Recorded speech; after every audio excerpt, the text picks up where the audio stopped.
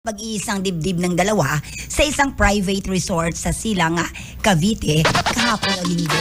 Ikinasal na ang showbiz couple na sina Carlo Aquino at Charlie Dizon. Kaya dinaluhan ito ng mga malalapit na kaibigan sa industriya ng dalawa at mga pamilya nila. Nag-serving maid of honor sa wedding sina Suar Ramirez habang sina Bella Mariano, Kyla Estrada at Adrian Lindayag ang mga bridesmaids. Dalawa naman sa mga naging groomsmen sina Ketchup Eusebio at Ramon Bautista.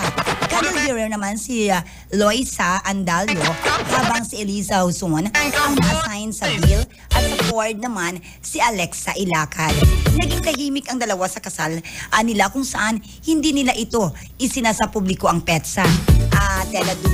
Tela doble ang celebration ng kasal kay Charlie dahil kakatanggap lang niya nitong Sabado ng gabi ng Best Actress Award sa 47th Gawad Orian para sa pelikulang Third World Romance.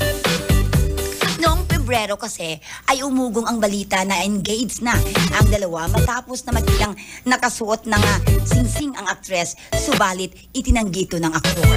Bumuhos naman ang pagbati mula sa mga fans at kasamahan sa showbiz matapos na lumabas ang nasabing balitang pagpapakasal ng dalawa. Oo nga, no? Kagabi, biglang nag-viral ito. Kasi wala naman lang balita na may proposal di ba? Biglaan lang, no? Surprise!